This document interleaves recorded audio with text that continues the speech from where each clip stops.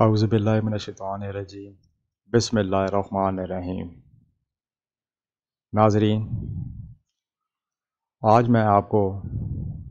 بدنیتی اور بخیلی کے سبب ہونے والی بربادی پر ایک اسلامی واقعہ سنانا چاہتا ہوں، لیکن واقعہ سنانے سے پہلے آپ سے گزارش ہے جنہوں نے ابھی تک میرا چینل سبسکرائب نہیں کیا وہ اس کو سبسکرائب کر لیں اور ساتھ بنے بیل آئیکن پر کلک کر کے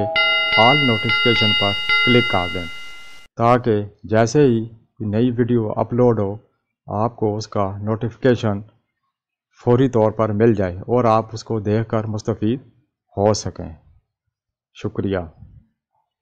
ابن کثیر میں ہے ایک شخص بڑا نیک اور سخی تھا، اس کا باغ تھا، وہ اللہ تعالیٰ کے حق کو ہمیشہ ادا کرتا تھا، اس باغ کی پیداوار میں سے اپنے بال بچوں اور باقی پیداوار کو اللہ کے راستے میں خرچ کر ڈالتا تھا، اس لیے اللہ تعالیٰ نے اس کے مال میں بڑی برکت دے رکھی تھی۔ اس کے انتقال کے بعد جب اس کی وارث اس کی اولاد ہوئی تو باپ کے اس خرچ کا حساب کیا تو بہت ٹھہرا۔ ان لوگوں نے آپس میں مشورہ کر کے یہ طے کیا کہ حقیقت میں ہمارا باپ بڑا ہی بے وقوف اور نادان تھا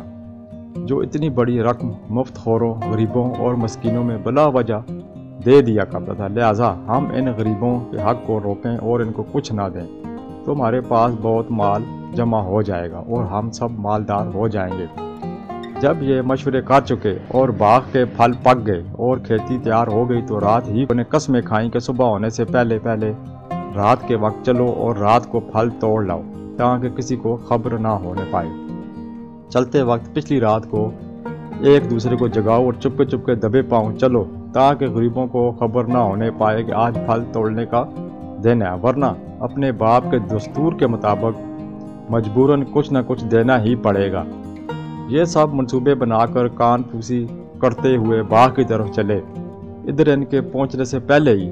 اس باغ پر اللہ کا عذاب آیا اور آگ نے جلا کر خاکستر کر دیا۔ وہ وہاں کوئی درخت رہا اور نہ سرسبز لہلاتی کھیتیاں رہیں اور نہ پھل پھول رہے سوائے راکھ کے جلتے جلستے ایسا معلوم ہوتا تھا کہ کبھی یہاں باغ تھا ہی نہیں۔ جب یہ لوگ وہاں پہنچے اور یہ ماجرا دیکھا تو ہکے بکے ہو کر رہ گئے اور حیران و پریشان ہوئے، پھر آپس میں کہنے لگے کہ ہم راستہ بھول گئے، پھر نشانات وغیرہ دیکھ کر سمجھ گئے اور کہنے لگے کہ ہماری بدنیتی اور بخیلی کے سبب یہ برباد کن اور برے نتائج نکلے ہیں۔ اپنی غلطی کا اعتراف کرتے ہیں اور ایک دوسرے کو ملامت کرتے ہیں۔